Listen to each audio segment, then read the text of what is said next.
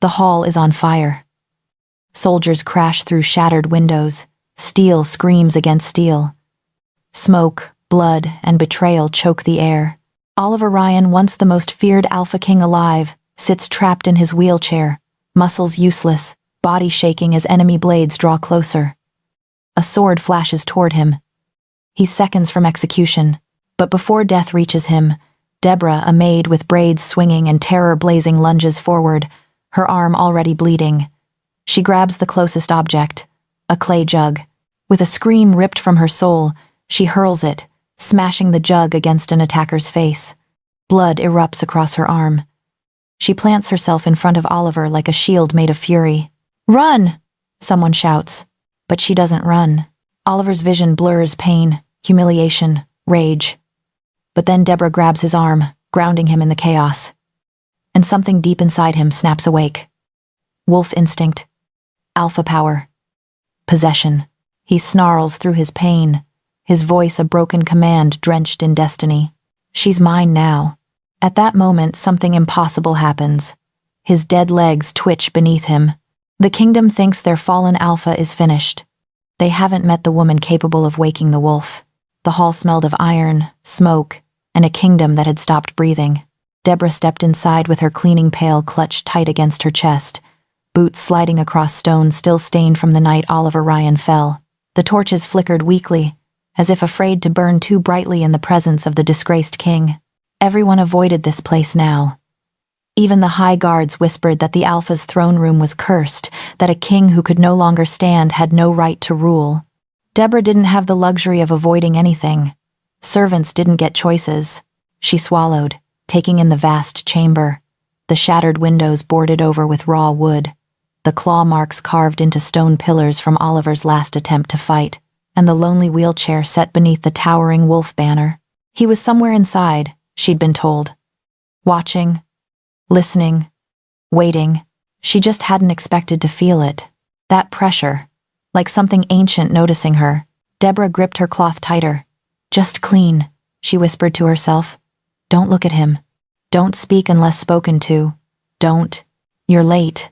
The voice rolled across the hall like thunder being dragged over gravel. Deborah froze. Slowly, she turned. Oliver Ryan sat near the hearth, his massive frame caged within a reinforced wheelchair. His hair dark, tangled, falling past his jaw made the sharp lines of his face look even harsher. The firelight carved shadows under his cheekbones, and his bloodshot eyes held the cold of a man who had seen far too much death to fear any more. He didn't look at her the way people looked at servants.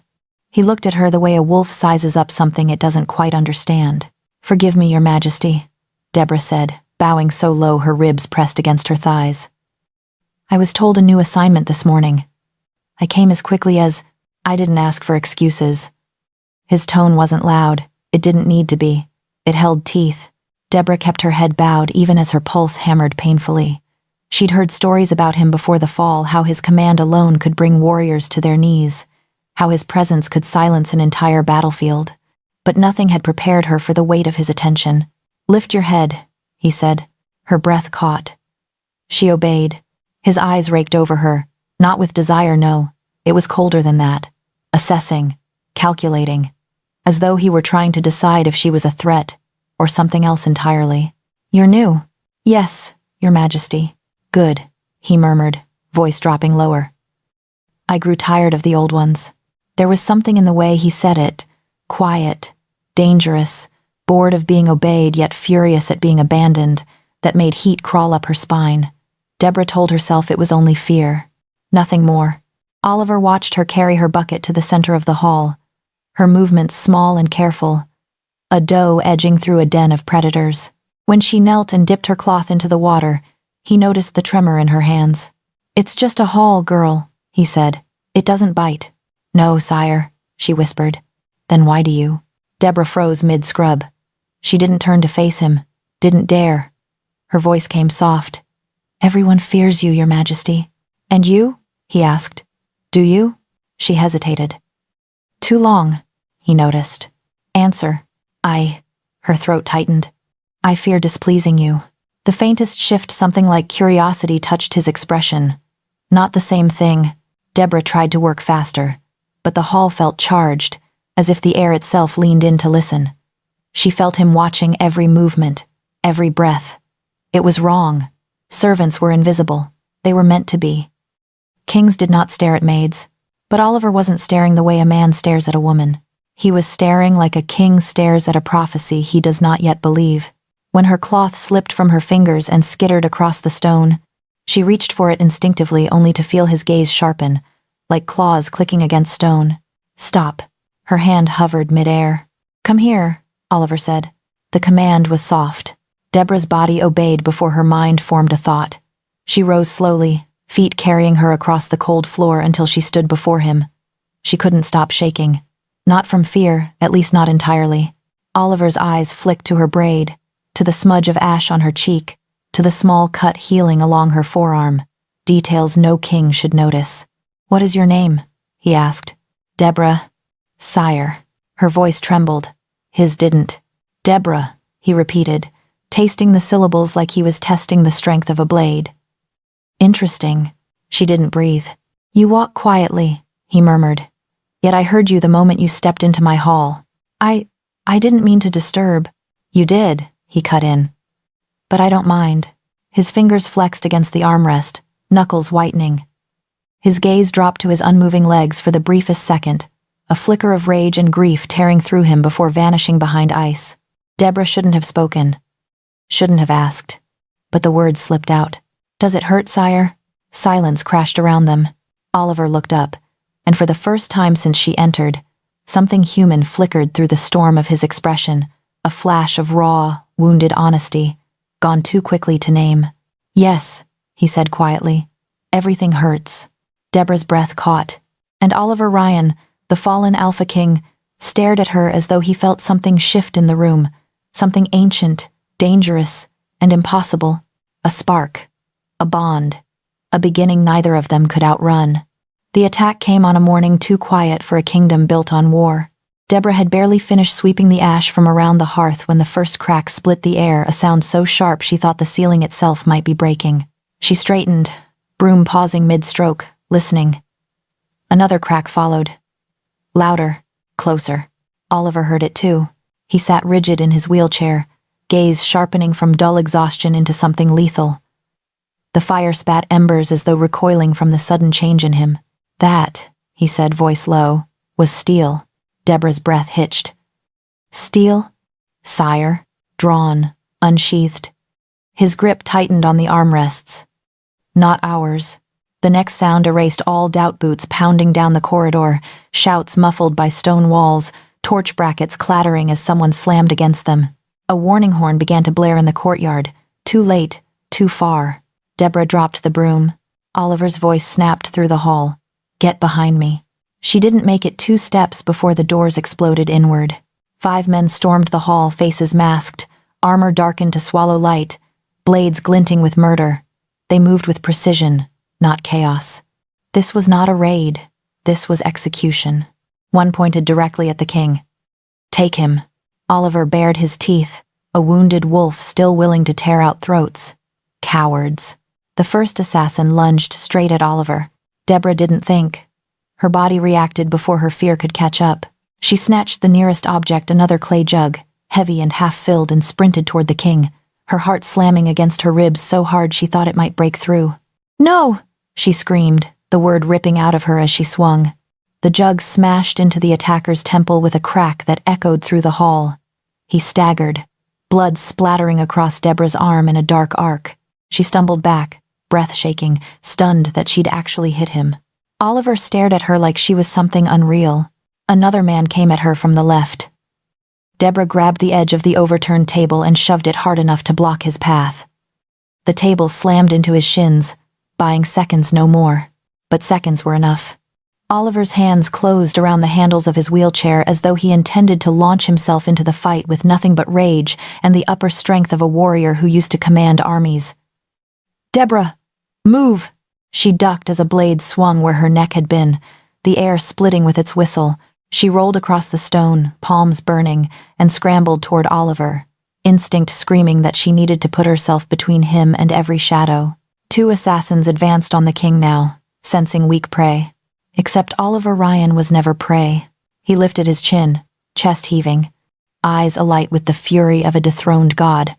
"Come try," he hissed. They rushed him. Deborah threw herself to his side, grabbing the iron poker from the hearth. The heat scorched her hands, but she raised it anyway, body shaking. One assassin swung. She blocked. Sparks burst. Her arms trembled under the force, but she held. The second man moved toward Oliver's back. "On your left," Deborah shouted. Oliver twisted faster than any paralyzed man should, but not fast enough to defend himself. The blade came down. Deborah didn't hesitate. She slammed the burning poker against the attacker's wrist. He screamed, dropping the weapon. The smell of scorched flesh filled the hall. Oliver's eyes snapped to her. Something shifted. Not emotional, physical. His right leg jerked. Just once. Just a twitch. But enough to make him freeze, shock slicing through his expression. He looked down at his leg as though it belonged to another man. "Deborah," his voice cracked. "I felt that." She didn't have time to process the miracle before the remaining two assassins regrouped, fury burning in their eyes. One pointed at her with his bloodied blade. "Kill the girl." The king watches. Deborah felt her stomach drop. Her hands tightened around the poker, though they trembled violently now. She'd thought terror lived in silence, in darkness. She'd been wrong. Terror lived in broad daylight, in the moment death chose your name. Oliver snarled like the animal kings feared. "If you touch her," he said, voice shaking with rage, "I will rise out of this chair and rip you apart with my teeth." The assassin laughed. "You can't even stand, fallen alpha." "Try me," Oliver whispered. The attacker lunged. But before he reached Deborah, someone crashed through the shattered entrance. Royal guards, finally responding to the horn. Chaos erupted. Steel clashed with steel. The assassins whirled, suddenly outnumbered. Within moments they fell or fled, leaving only bodies and smoke. Deborah collapsed to her knees, the poker clattering from her fingers.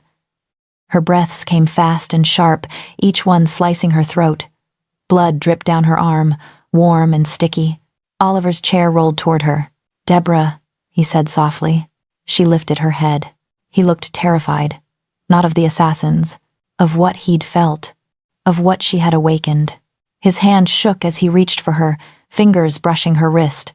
"I felt my leg move," he whispered, voice full of disbelief and something dangerously close to hope. "When you touched me. Only when you—" His breath trembled. "Deborah, what are you?" She didn't know. But she knew one thing. The fallen king was no longer falling, and she was the reason why. The castle was unusually silent that evening, the kind of quiet that pressed against the walls like a living thing.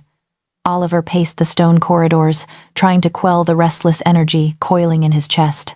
It was not the distant threat of war that unnerved him tonight, it was Deborah.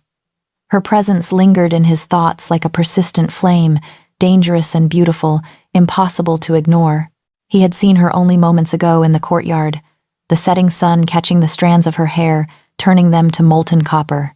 Every movement she made seemed deliberate, every glance a spark that ignited something he could neither name nor control. His heart hammered not in fear, nor in anger, but in a confusion he had not felt in years. He tried to dismiss it, to focus on the council's urgent reports, yet the memory of her touch as she steadied him during the last attack refused to fade. It had been a fleeting contact, almost accidental, yet it had left his skin tingling, his thoughts scattered. The rumors had begun almost immediately. Whispers in the hallways, stolen glances in the dining chamber, hushed conversations behind carved wooden doors. Courtiers and guards alike speculated on the growing tension between the heir and the woman who should not have held such sway over him. Oliver had never cared for gossip, yet there was a sting in knowing how quickly the court could twist reality, how easily fascination became scandal. Deborah herself seemed oblivious to the eyes that followed her. She moved with her usual grace, though a subtle wariness threaded her posture. Perhaps she felt the scrutiny, perhaps she did not. Oliver could not tell. What he did know was that every time she crossed his path, his body betrayed him before his mind had a chance to catch up. His pulse spiked, his breathing shortened. He could feel the heat of her presence, as though it were a living thing pressing against his chest. The tension between them did not go unnoticed outside the castle walls. Enemies who had watched Oliver's rise with wary eyes now sensed an opportunity. They whispered among themselves, noting the vulnerability that came not from his battlefield injuries, but from the inexplicable draw he had toward Deborah. Weakness in a leader was dangerous, and some believed a distraction could be exploited. Agents moved quietly, observing from the shadows, waiting for the right moment to strike, their motives tangled with jealousy, fear, and ambition. That night, Oliver found himself wandering the garden terraces, seeking the cool relief of the moonlight. He did not know if he hoped to see Deborah again, or merely to empty his mind of the images of her. The wind stirred the roses, and he inhaled deeply, trying to steady himself. Yet it was futile. Then she appeared at the far end of the terrace, her silhouette lit softly by the silver glow of the moon. For a moment, time seemed to pause. She looked at him, and he felt the weight of every whispered word, every suspicious glance, dissolve under the intensity of her gaze. She stepped closer, and he could sense the tension in her as well, the awareness that what they were feeling was forbidden, dangerous, yet undeniable. Their eyes met, and Oliver's hands itched to reach out, to bridge the space between them. Deborah's lips parted slightly, a silent question hanging in the night air. He fought the urge to close the distance, to touch her, to feel the warmth that haunted him since their last encounter. Every instinct screamed caution, yet his body betrayed him, aching to connect, to reassure himself that she was real and not merely a shadow conjured by his desire. Rumors, politics, enemies, it all blurred and faded when she finally moved a step closer. Their hands hovered, separated by a whisper of air, a breath away from the forbidden. Neither spoke, and yet the silence carried more meaning than words ever could. Oliver's chest tightened, and a shiver ran down his spine. One touch could change everything, ignite scandal, and yet, in that quiet garden, it felt as though the world itself held its breath, suspended in the fragile space between temptation and restraint. The moment broke with the distant clang of a bell, signaling the night guard's rounds. Deborah stepped back, her expression unreadable, but her eyes lingered on him a heartbeat longer than propriety allowed. Oliver exhaled slowly, forcing himself to look away, to quell the storm raging inside him. Yet even as he returned to his chambers, the memory of that near touch, that forbidden closeness, burned hotter than any blade he had ever held. And somewhere in the shadows beyond the castle walls, observers noted everything: the way Oliver faltered, the way Deborah's calm defiance ignited a fire in him. Plans shifted, alliances reconsidered, danger moved silently, like a predator circling a prey too, blinded by desire to notice the approaching threat. In that moment, Oliver realized the war he feared most was not on the battlefield. It was within him, and it was unstoppable. The night was thick with shadows, the castle's corridors swallowed in a quiet that felt heavier than stone. Oliver could not sleep. He lay in his chambers, staring at the ceiling as memories clawed their way back into his mind, the betrayal that had nearly broken him, the faces of those he had trusted most now twisted in treachery, every detail, every whispered lie, replayed endlessly, paralyzing him with the weight of old wounds. He could feel the panic rising, cold and insistent, as though it had never truly left him. A soft knock at the door pulled him from the spiral. Before he could answer, it opened, and there she was, Deborah. Her presence was a balm and a storm all at once, steady yet impossible to ignore. She moved quietly, as though afraid of disturbing the fragile hold he had on himself, and yet there was determination in her gaze. Without a word, she crossed the room, sitting beside him on the edge of the bed. The faint scent of jasmine clung to her, grounding him, pulling him away from the darkness he had let consume him. Oliver could hardly meet her eyes.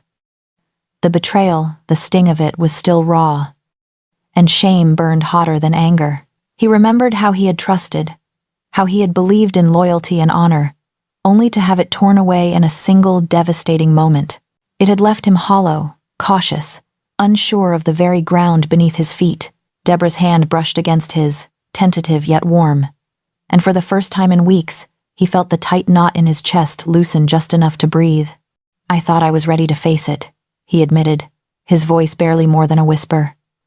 "I thought I could move past it, but it's still here, always here." Deborah's eyes softened. She reached out, letting her fingers rest over his, not pressing, not demanding. "You don't have to face it alone," she said gently. "No one should carry such weight by themselves." Her words were simple, but they carried a power that resonated deep within him. He wanted to tell her everything, to confess the fear that had haunted his nights, the way he had almost let betrayal define him. And, in a quiet exhale, he did. He spoke of the faces that had turned, the plans that had been undone, the moments he had been left vulnerable, exposed, and broken. Deborah listened without interruption, her presence a steady anchor in a storm he had long felt he could not survive. When he fell silent, drained from the confession, Deborah tilted her head slightly, her gaze piercing yet compassionate. "You are more than what they took from you," she said softly. "And she hesitated, then smiled faintly. "I understand what it is to be betrayed. I have carried my own shadows, my own losses. You are not alone in this." Her words invited trust, coaxed it from the corners of his heart where he had hidden it. Hesitation gave way to revelation, and he shared pieces of his past he had kept locked even from himself, moments of fear, of shame, of helplessness that had shaped him into the man who now wore a crown, yet feared the weight it demanded. Deborah, in turn, spoke quietly of her own trials, her own scars etched not on her body but on her spirit. In sharing, the distance between them dissolved, replaced by a fragile, electric intimacy that neither could deny. The night deepened around them, the castle fading into shadow and silence. Oliver felt a shift, subtle but undeniable, a lightness where there had been only heaviness, a warmth where there had been frost. Deborah's hand remained over his, a tether to reality, to trust, to something dangerously close to hope. "You do not have to be the king who carries nightmares alone," she murmured. "Not while I am here." And in that moment, Oliver realized how much he had yearned for exactly that, a presence that could see him not as a ruler, not as a title, but as a man, the man who had been betrayed, who had suffered, who had survived. He looked at her, truly looked, and saw in her eyes a reflection of his own pain, his own resilience. It was terrifying, and it was thrilling, and it was real. The hour waned, yet neither moved. Confessions and unspoken truths hung between them, delicate as a spider's web, binding them in ways they both knew could not be undone. Outside, the castle slept, unaware that its air wrestled not with enemies of stone and steel, but with ghosts of the past, soothed only by the presence of someone who understood, who would not let him fall alone. In that quiet, in the glow of shared vulnerability, Oliver felt something he had not dared hope for a beginning, not of forgetting, not of undoing the past, but of confronting it, of living with it, and perhaps of finally trusting again. The morning air in the council chamber was thick with anticipation, the kind of tension that made the stone walls feel smaller, the ceiling lower. Courtiers whispered behind carved columns, eyes darting toward the dais where Oliver would soon face a storm he had thought long buried. The traitor had not wasted time. Within days, the whispers had turned into official proclamations, a competency hearing, designed to strip him of crown and command, to make the kingdom believe that the king who had survived betrayal was now unfit to rule. Oliver entered the chamber with measured steps, his every instinct on alert. He had faced armies, assassination attempts, even the shadow of death itself, but nothing clawed at him like the betrayal of one who had once sworn loyalty. The room seemed to tighten around him as the traitor, resplendent in finery and false gravitas, rose to speak. His words were carefully chosen, venom wrapped in civility, aimed at undermining Oliver's authority, casting doubt on his decisions, questioning his strength and judgment. Every syllable was a blade, honed to cut reputation, honor, and confidence alike. Yet Oliver felt a presence that anchored him, a calm amidst the storm.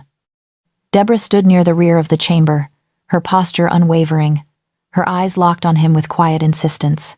In the moments before the traitor's accusations began to echo off the stone, Oliver drew a slow, steadying breath and found his courage in her gaze. Every whispered doubt, every flicker of fear, was met with the certainty of her loyalty. She was not just by his side. She was his shield, his reminder that trust still existed in a world built on betrayal. The council erupted in debate, voices rising and falling like waves. Allies and enemies alike took their turns, some masking ambition as concern, others reveling in the spectacle of a king under scrutiny. Oliver listened, measured his responses, feeling the weight of every decision he had made laid bare. He remembered battles won, lives protected, and the kingdom he had sworn to uphold. But it was Deborah's hand on his arm, light and grounding, that reminded him why he could not falter, why surrender was not an option. "You have allowed personal attachments to cloud your judgment," the traitor accused, his voice dripping with false concern. "How can we trust a king who cannot separate emotion from duty?" Oliver's pulse quickened, yet he held her gaze, and in that silent exchange, he found clarity.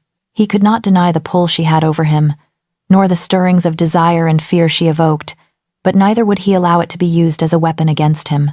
"Loyalty," he said, his voice calm but edged with steel, "is not a weakness.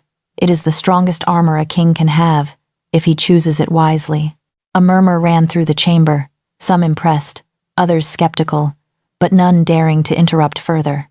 Deborah stepped forward, her presence no longer silent, her voice clear and unwavering. "I stand by the king," she said, each word deliberate. "I have seen his courage, his judgment, his heart. Those who question him do so out of fear, not fact, and I will not allow lies to overshadow the truth." Her declaration rippled through the room, shaking the confidence of the traitor and bolstering those who had remained loyal to Oliver. In that moment, the hearing shifted, no longer a trial of competence but a confrontation of conviction. Oliver felt the weight of authority settle firmly upon his shoulders, tempered by the rare certainty that someone trusted him wholly, without hesitation, without reservation. The traitor faltered, a flicker of uncertainty crossing his face. His carefully constructed accusations could not withstand the steadfast loyalty that Deborah embodied. Every ally Oliver had feared might waver now found courage in her stance, their own doubts quieted by the clarity of her allegiance. It was not just Oliver who was defending himself. It was the bond between them, visible, undeniable, a force that no courtly intrigue could dismantle. By the time the hearing concluded, it was clear that the traitor had misjudged both the king and the woman who had chosen to stand with him. The chamber emptied slowly, whispers lingering like smoke, but none daring to challenge the quiet power that lingered in Oliver's gaze, anchored by Deborah's unwavering presence. Alone at last, Oliver exhaled, a tremor of relief threading through his chest. Deborah remained by his side, her hand finding his once more. "Thank you," he murmured, though he knew the words were insufficient. She had not only shielded him from enemies, she had reminded him that even in a world of betrayal, trust could be reclaimed, loyalty could be weaponized as strength, and the heart, once cautious, could still find courage. Outside the chamber, the kingdom continued, unaware that the throne had been tested, that loyalty had triumphed over treachery, and that the king's most potent defense was not steel or decree but the unwavering devotion of one who refused to let him fall. The castle slept under a fragile layer of moonlight, the corridors silent, except for the faint echo of footsteps that belonged to one who moved with purpose. Deborah's cloak whispered against the stone floor as she navigated the shadowed halls, guided by a sense she could not name. Somewhere in the depths of the archives, hidden among dust and forgotten ledgers, lay the proof she had been searching for, the evidence that the betrayal, which had nearly destroyed Oliver, had not been a simple act of ambition, but a carefully orchestrated scheme. She found it in a narrow cabinet behind a false panel, a bundle of papers tied with a faded ribbon.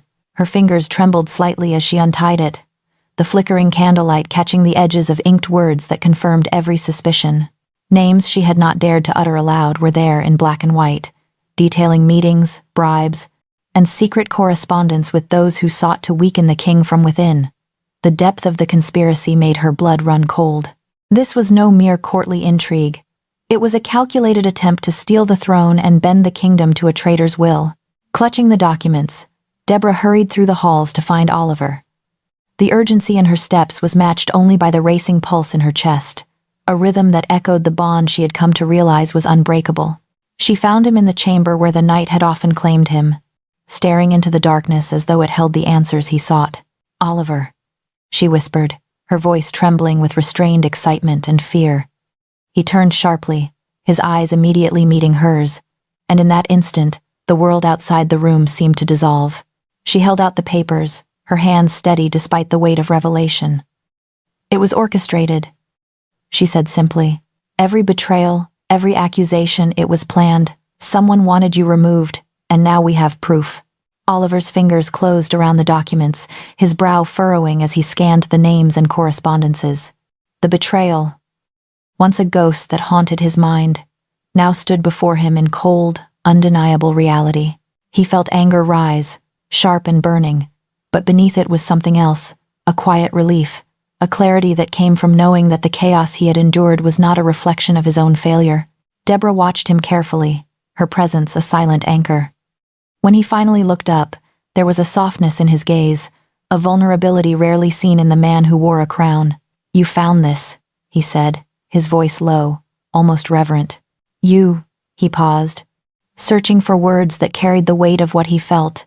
"You've always been here, haven't you? Through every shadow, every doubt. You've never let me fall." Her lips curved in a faint, knowing smile. "Never," she replied. "Not while I can stand by your side. Not while I can help you fight back." He exhaled, a long, shuddering breath, and stepped closer. The document still clutched in his hands, but no longer the center of attention. The distance between them collapsed with unspoken understanding, a tension that had been building since the moment they first met. "I don't just trust you," he said, his voice husky with emotion. He stopped, unsure how to name the bond that had become his lifeline. "I need you with me, not just as my shield, but as someone I can count on completely." Deborah's hand found his, their fingers intertwining naturally, as if the connection had existed before words could define it. "And you have me," she whispered, "always." The night seemed to hold its breath as they stood together, bound by shared trust and unspoken truths. Oliver felt the weight of the crown, of the kingdom, and of the enemies who still lurked beyond the walls, but he also felt something stronger, a certainty in the bond they had forged through fire, danger, and whispered confessions. For the first time in months, he allowed himself to breathe fully, to feel that loyalty and affection could coexist, and that they were not weaknesses, but strengths. Deborah let her other hand rest lightly on the edge of the documents, a subtle reminder that their fight was far from over. "This is only the beginning," she said, her tone steady. "We know who we are up against now, and together, we can stop them." Oliver nodded, drawing her closer. "Together," he echoed. And in that simple word, the echoes of betrayal, of whispered doubts, and of long nights of fear began to fade, replaced by a bond that was no longer hidden, no longer forbidden, and no longer uncertain. In the quiet of the midnight hour, two souls found their anchor in each other, and a kingdom's shadowed conspiracies trembled at the promise of their united resolve. The throne room was silent but for the low hum of tension that seemed to seep from the walls. Candles flickered, casting long shadows across the polished floor, and the banners of the kingdom hung motionless, as if holding their breath. Oliver stood before the empty throne, his posture deliberate, regal, yet concealing a storm of calculated intent beneath the calm exterior. Every eye in the room would be watching, waiting for a sign of weakness, but they would find none. Deborah moved quietly beside him, her hands clutching a bundle of documents and letters, the evidence that would reveal the traitor's true ambitions. Her calmness mirrored his own, though the tight line of her jaw betrayed the tension she felt. They had agreed on the ruse hours before. Oliver would appear to surrender, ceding authority to placate the traitor and lure him into overconfidence. It was a dangerous play, one that relied on precision, timing, and trust in each other, a trust they had forged through nights of fear, confessions, and unspoken understanding. The doors creaked open, and the traitor stepped in, flanked by soldiers whose armor gleamed like polished steel in the candlelight. His expression was one of triumph, smug and assured, convinced that the king's surrender was genuine. "So," he said, voice dripping with false civility, "the king has finally seen reason. Perhaps the burden of leadership has proven too much for him after all." Oliver inclined his head slightly, measured and calm, his gaze sweeping over the soldiers and then back to the traitor. "It seems," he said slowly, "that reason has its limits.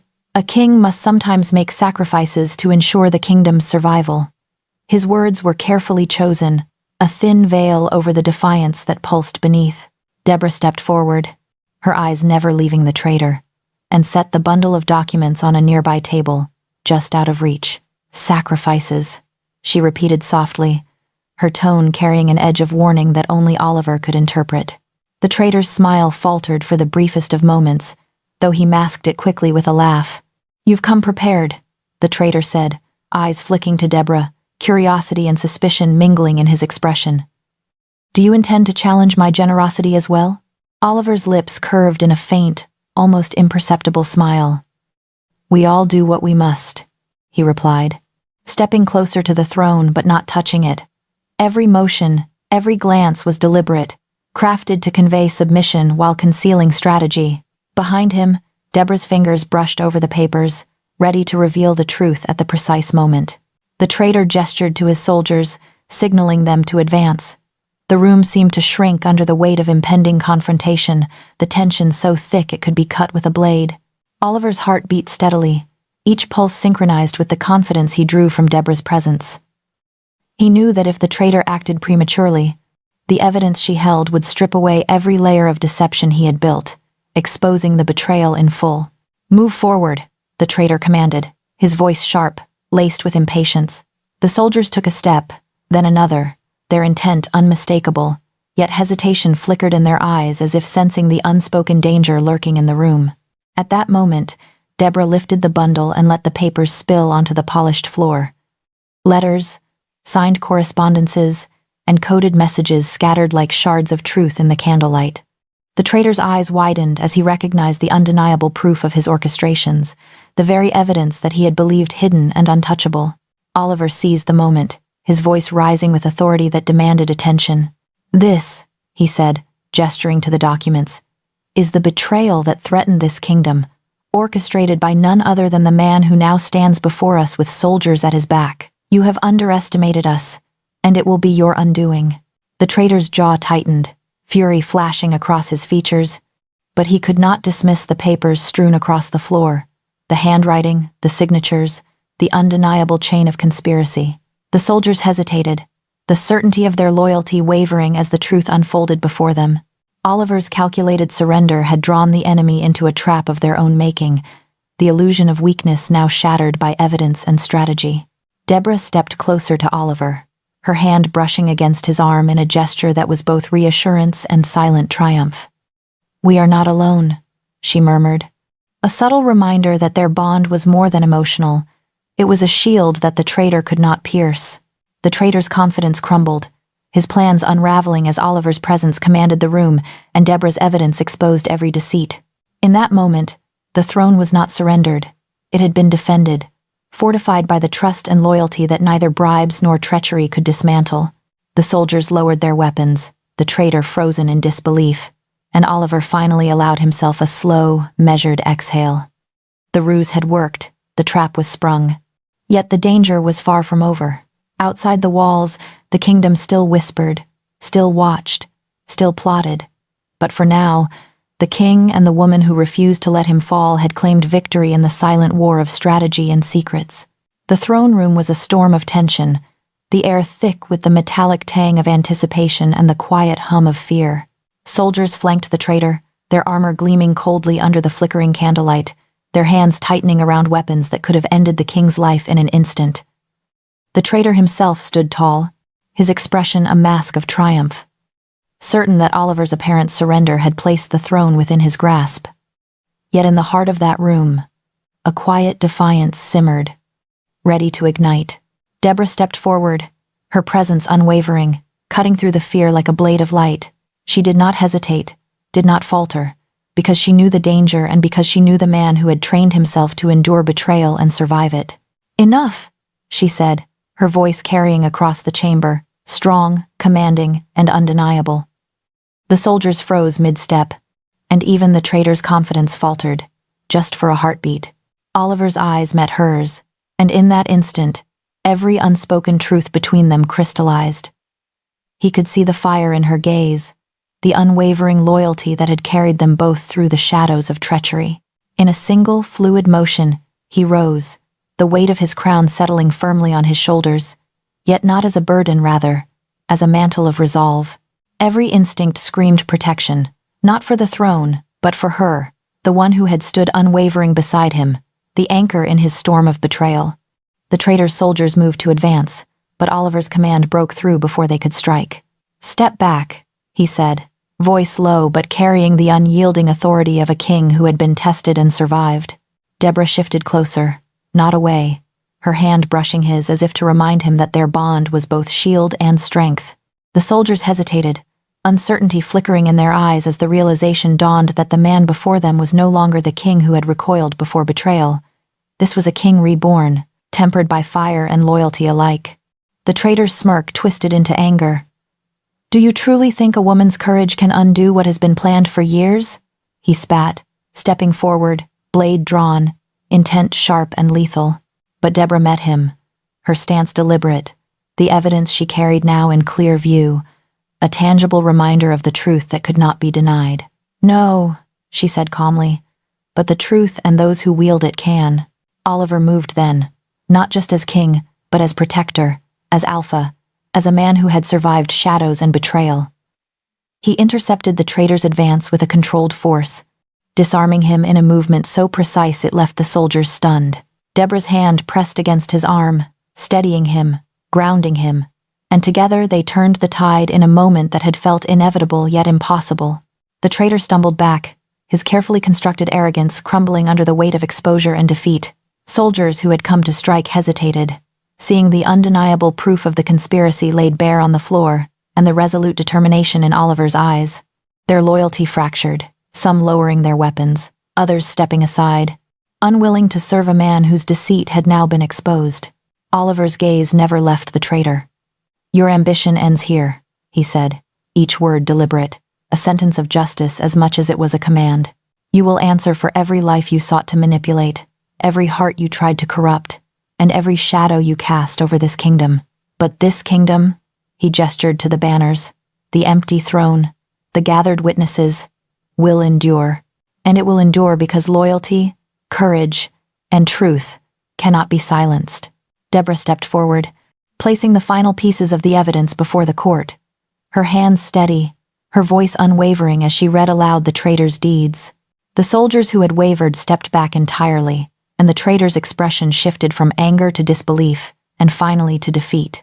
Exile was declared swiftly, a removal from the kingdom that left him powerless, a lesson carved in the hearts of those who would seek treachery in the future. The chamber quieted, the air shifting from tension to relief. Oliver turned, his gaze finally resting on Deborah, and for the first time in months, he allowed himself to exhale, not as a ruler burdened by a crown, but as a man who had been tested, nearly broken, and now reborn. "We survived it," he murmured, almost to himself, almost to her, yet meant entirely for both of them. Deborah's hand found his again, their fingers intertwining, an anchor and a declaration. "We did," she replied, her voice soft but filled with strength. "Together." And in that moment, the throne was no longer just a seat of power. It was a symbol of survival, of trust, and of a bond forged in the fires of betrayal and tempered by loyalty. Oliver stood taller, the Alpha King resurrected, not merely in title, but in spirit, ready to face whatever shadows the kingdom might cast next, with Deborah unwaveringly at his side. The first light of dawn spilled through the castle's towering windows, gilding the banners with gold and casting long, proud shadows across the polished floors. Oliver moved through the hallways with the calm assurance of a man who had faced betrayal, survived it, and claimed the throne not just in name, but in spirit. Each step echoed authority, tempered now with the humility born from trials endured and lessons learned. The court awaited him, the kingdom's heartbeat resonating through the stone corridors, eager to witness the restoration of its rightful king. Deborah walked beside him, her presence no longer hidden, no longer confined to the quiet shadows of service. She carried herself with a dignity born of courage and loyalty, her eyes meeting Oliver's with a quiet understanding that had grown into something far deeper than either had anticipated. She had seen the darkest moments of his soul and had stood unwavering, guiding him, supporting him, and guarding him with a strength that rivaled any warrior in the realm. The council chamber filled quickly, nobles and advisors taking their places, whispers fluttering like restless birds. Some murmured their surprise, others their relief, and a few, still bitter from the traitor's schemes, could not hide their unease. But none dared to challenge the king as he entered, his posture regal, his gaze sharp yet tempered with the calm of someone who had learned the weight of power and the cost of its misuse. Oliver paused at the dais, turning to face the court. "This kingdom has endured betrayal, deception, and shadowed plots," he began, his voice clear, resonant, commanding attention without demanding it. "It has survived because loyalty and courage have not wavered, because the truth, once revealed, cannot be denied." He gestured subtly to Deborah, who stepped forward to stand at his side. The court's murmurs shifted, curiosity and admiration rippling through the room. "It is time to recognize not only the strength of this kingdom, but also the courage of those who serve it faithfully," Oliver continued. "Deborah has stood by me when others faltered. She has guided, protected, and sacrificed, not for reward, but for the honor of this realm. Today, she is no longer merely a servant. Today, she stands beside me as my mate, my partner, and my chosen queen." A hush fell over the chamber, the weight of the announcement settling like a warm sunbeam on the gathered courtiers. Eyes widened, whispers stilled, and even the skeptics could not mask the flicker of respect that crossed their faces. Deborah stepped closer to Oliver, her hand brushing his, the bond between them now acknowledged not in secret, but in the light of day. Oliver felt a shift within himself, a release of the tension that had bound him through so many trials. He reached for her hand fully, intertwining their fingers in a public declaration of what had always been unspoken. "Our strength lies not in solitude," he said, voice steady, "but in unity, in trust, and in the bonds we forge with those who are willing to stand unwaveringly by our side." Deborah met his gaze, the warmth in her eyes a mirror to his own. She had never sought title, never sought power, yet in that moment, her place was undeniable, not by rank or decree, but by merit, by loyalty, and by the truth that no crown could grant without courage to support it. The court slowly erupted in applause, hesitant at first, then stronger as the message sank in. The Alpha King was restored, and with him, a queen whose presence would ensure that the kingdom's future was safeguarded not by fear, but by strength, loyalty, and love. Even as the celebration began, Oliver felt the subtle currents of unease lingering at the edges. Shadows moved in whispers, allies turned suspicious glances toward one another, and those who had tasted ambition before the traitor's fall had not forgotten the thrill of manipulation. He knew the peace they claimed now was fragile, a delicate tapestry woven from victory and vigilance. But he also knew that with Deborah at his side, he was no longer alone in guarding it. They walked together through the chamber, the court parting instinctively, as if the light of their bond radiated outward, dispelling the faint shadows that remained. Oliver lifted Deborah's hand to his lips, a gesture both tender and sovereign, and in that single act, sealed a promise of unity, trust, and a reign strengthened by more than blood. It was fortified by the loyalty of one who had chosen to stand unwaveringly by him. Outside the castle walls, the kingdom began to stir with the first true breath of peace in months, though Oliver knew the world beyond was rarely silent for long. Enemies whispered in hidden corners, plotting, waiting, and watching. But the Alpha King and his chosen queen were ready. Together, they would meet every threat, not as ruler and subject, but as partners whose bond had been forged in fire and tempered in shadow. In that quiet, radiant dawn, a kingdom watched the rise of its true sovereigns. A king reborn through trials, and a queen who had claimed her place not by power alone, but by loyalty, courage, and the unyielding truth of their shared bond.